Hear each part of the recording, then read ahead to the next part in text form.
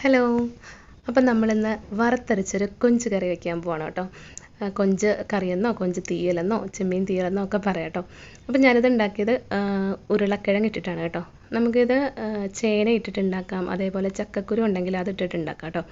അപ്പം നമുക്ക് എങ്ങനെയാണ് ഉണ്ടാക്കണതെന്ന് നോക്കിയാലോ. അപ്പോൾ ആദ്യമേ തന്നെ ഒരു പാൻ എടുത്തിട്ടുണ്ട്. അതിലേക്ക് ഒരു 2 ടേബിൾ സ്പൂൺ വെളിച്ചെണ്ണയാണ് കേട്ടോ ഒഴിച്ച് കൊടുത്തിരിക്കുന്നത്. എന്നിട്ട് നമുക്കൊരു അരമുറി തേങ്ങ ഇതിലേക്ക് അങ്ങ് ഇട്ട് കൊടുക്കാം, ചിരകിയത്. ഇനി നമുക്കൊരു 3-4 ചെറിയ ഉള്ളി കൂടി ഇട്ട് കൊടുത്തിട്ടുണ്ട് കേട്ടോ. പിന്നെ കുറച്ച് കറിവേപ്പിലയാണ്. എന്നിട്ട് നമ്മളിതിലേക്ക് 1 ടീസ്പൂൺ കുരുമുളക്, മൊത്തത്തിലുള്ള കുരുമുളക് ഇട്ട് കൊടുത്തിട്ടുണ്ട്.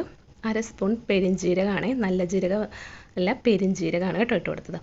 എന്നിട്ട് നമ്മളിത് നന്നായിട്ടൊന്ന് വറുത്തെടുക്കണം. ബ്രൗൺ കളർ ആകുന്നത് വരെ നമ്മളിതൊന്ന് വറുത്തെടുക്കണം. അപ്പോൾ വറുത്തരച്ച കറിയാണല്ലോ, അപ്പോൾ നമ്മൾ തേങ്ങ നല്ലതുപോലെ ഒന്ന് വറുത്തെടുക്കണേ. അപ്പോൾ ഇതാ നമ്മുടെ തേങ്ങയൊക്കെ വറുത്ത് എടുത്തിട്ടുണ്ട്. ഇനി നമ്മളിതിലേക്ക് പൊടി ചേർത്ത് കൊടുക്കുകയാണ്. അപ്പോൾ 1 ടീസ്പൂൺ മഞ്ഞൾപ്പൊടി ഇട്ട് കൊടുത്തിട്ടുണ്ട്. 1.5 ടീസ്പൂൺ തന്നെയാണ് മുളക് പൊടി. അപ്പോൾ നമ്മൾ കുരുമുളക് ചേർത്തിട്ടുള്ളത് കൊണ്ട് തന്നെ മുളക് പൊടി ചേർക്കുമ്പോൾ നമ്മൾ ശ്രദ്ധിക്കണം കേട്ടോ. പിന്നെ നമ്മൾ 1.5 സ്പൂൺ മല്ലിപ്പൊടി കൂടി ഇട്ട് കൊടുത്തിട്ടുണ്ട്. ഇനി നന്നായിട്ടൊന്ന് വഴറ്റിയെടുക്കണം. ഈ പൊടികളുടെ പച്ച ചുവയൊക്കെ ഉണ്ടല്ലോ, അതൊക്കെ ഒന്ന് മാറുന്നത് വരെ നന്നായിട്ടൊന്ന് ഇളക്കിയെടുക്കണം കേട്ടോ. എന്നിട്ടിത് ആറാൻ വേണ്ടിയിട്ട് നമുക്ക് മാറ്റി വയ്ക്കാം. ചൂട് പോയിട്ട് നമുക്കിതൊന്ന് അരച്ചെടുക്കണം. അപ്പോൾ അതിനായിട്ട് മാറ്റി വെച്ചിട്ടുണ്ട്. ഇനി നമുക്കൊരു ചട്ടി എടുക്കാം. അതിലേക്ക് നമ്മൾ ഉരുളക്കിഴങ്ങ് ഇട്ടിട്ടാണല്ലോ വെക്കുന്നത്. അപ്പോൾ ഈ ഒരു കനത്തിൽ നമ്മൾ ഉരുളക്കിഴങ്ങ് മുറിച്ചെടുത്തിട്ടുണ്ട് കേട്ടോ. അത് നമുക്ക് ആ ചട്ടിയിലേക്ക് അങ്ങ് ഇട്ട് കൊടുക്കാം കേട്ടോ. പിന്നെ നമ്മളിതിലേക്ക് ഒരു 4 പച്ചമുളക് 2ആയിട്ട് മുറിച്ചിട്ടിട്ടുണ്ട് കേട്ടോ. ഇനി കുറച്ച് കറിവേപ്പില, അതുപോലെ തന്നെ ഒരു പുളി ഇട്ട് കൊടുത്തിട്ടുണ്ട്, കുറച്ച് ഉപ്പും കൂടി ഇട്ട് കൊടുത്തിട്ടുണ്ട്. പിന്നെ നമുക്ക് 1 ടീസ്പൂൺ മഞ്ഞൾപ്പൊടി കൂടി ഇട്ട് കൊടുക്കാം. പിന്നെ ആവശ്യത്തിന് ഉരുളക്കിഴങ്ങൊക്കെ വെന്ത് കിട്ടാനുള്ള വെള്ളം കൂടി ഒഴിച്ച് കൊടുത്തിട്ടുണ്ട്. അപ്പോൾ ഒരു പുളിയാണ് ഞാൻ ഇട്ടിരിക്കുന്നത്. നമ്മുടെ കയ്യിലുള്ള പുളി അത്യാവശ്യം പുളിയുള്ള പുളിയാണ്, അപ്പോൾ അതുകൊണ്ടാണ് ഒരെണ്ണം ചേർത്ത് കൊടുത്തത് കേട്ടോ. ഇനി നമ്മളിതിലേക്ക് ചെറിയ ഉള്ളിയാണ് ഇട്ട് കൊടുക്കുന്നത് കേട്ടോ. ചെറിയ ഉള്ളി അങ്ങനെ അളവൊന്നുമില്ല, കൂടുതൽ ഇട്ട് കഴിഞ്ഞാൽ ടേസ്റ്റാണ്. അതുകൊണ്ട് ഇതിന് പ്രത്യേകിച്ച് അളവൊന്നുമില്ല കേട്ടോ. നമുക്ക് ഇഷ്ടമുള്ളത്രയും ചെറിയ ഉള്ളി ചേർത്ത് കൊടുക്കാം.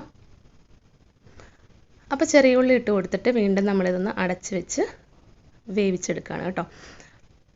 അപ്പോൾ നമ്മുടെ ഉരുളക്കിഴങ്ങൊക്കെ ഇതാ നന്നായിട്ട് വെന്ത് വന്നിട്ടുണ്ട്. നമുക്കിന്ന് ഉടഞ്ഞ് കിട്ടിയാൽ മാത്രം മതി, ഭയങ്കരമായിട്ട് വെന്ത് പോവരുത് കേട്ടോ. കുക്കറിലിട്ടൊന്നും വേവിച്ചെടുക്കരുത്. ഇതേപോലെ തന്നെ നമ്മൾ വേവിച്ചെടുക്കണം, എങ്കിലേ നമുക്ക് ആ കറക്റ്റ് ടേസ്റ്റ് കിട്ടത്തുള്ളൂ. ആ ഉരുളക്കിഴങ്ങിലേക്കും ഇതിൻ്റെ പുളിയൊക്കെ ഒന്ന് ചെറുതായിട്ട് പിടിക്കണം കേട്ടോ. അപ്പോൾ നമ്മുടെ ഉരുളക്കിഴങ്ങൊക്കെ ഇതാ വെന്ത് വന്നിട്ടുണ്ട്. ഇനി നമുക്ക് അരച്ച് വെച്ചിരിക്കുന്ന അരപ്പ് ചേർത്ത് കൊടുക്കാം. അപ്പോൾ ഒരുപാട് വെള്ളം ചേർത്ത് അരയ്ക്കരുത് കേട്ടോ. ഇതേപോലെ കട്ടിക്ക് വേണം നമുക്ക് അരച്ചെടുക്കാൻ വേണ്ടിയിട്ട്. എന്നിട്ട് നമുക്കിതിലേക്ക് കുറച്ച് വെള്ളം കൂടി ചേർത്തിട്ട് ഇതിലേക്ക് അങ്ങ് ഒഴിച്ചു കൊടുക്കാം. അപ്പോൾ നമ്മൾ മിക്സിയുടെ ജാറിൽ കുറച്ച് വെള്ളം ഒഴിച്ചിട്ട് അരച്ച ജാറുണ്ടല്ലോ, അതിലേക്ക് കൂടി കുറച്ച് വെള്ളം ഒഴിച്ചിട്ട് നമുക്കിതിലേക്ക് അങ്ങ് ഒഴിച്ചു കൊടുക്കാം. എന്നിട്ട് നന്നായിട്ടൊന്ന് ഇളക്കി ഇട്ട് വീണ്ടും ഇതൊന്ന് അടച്ച് വെച്ച് വേവിക്കണം കേട്ടോ.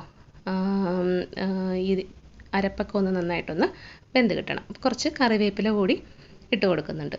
എന്നിട്ടിത് നല്ലതുപോലെ ഒന്ന് തിളച്ച് വരുമ്പോഴത്തേക്കുമാണ് നമ്മളിതിലേക്ക് ചെമ്മീൻ ഇട്ട് കൊടുക്കുന്നത് കേട്ടോ.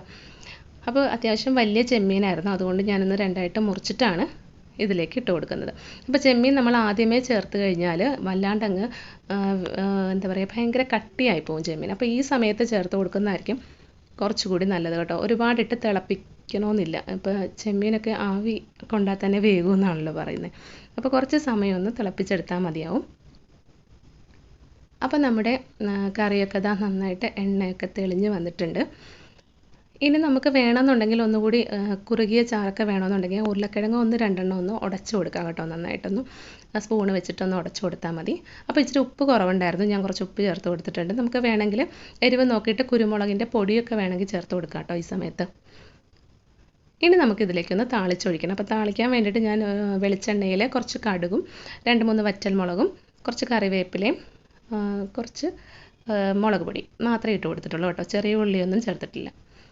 അപ്പോൾ നമ്മുടെ അടിപൊളി ടേസ്റ്റി ആയിട്ടുള്ള ചെമ്മീൻ തീയൽ ഇവിടെ റെഡി ആയിട്ടുണ്ട് കേട്ടോ. അപ്പോൾ എല്ലാവരും ഒന്ന് ട്രൈ ചെയ്ത് നോക്കണേ, ഉറപ്പായിട്ട് ഇഷ്ടപ്പെടും കേട്ടോ. Okay, thank you.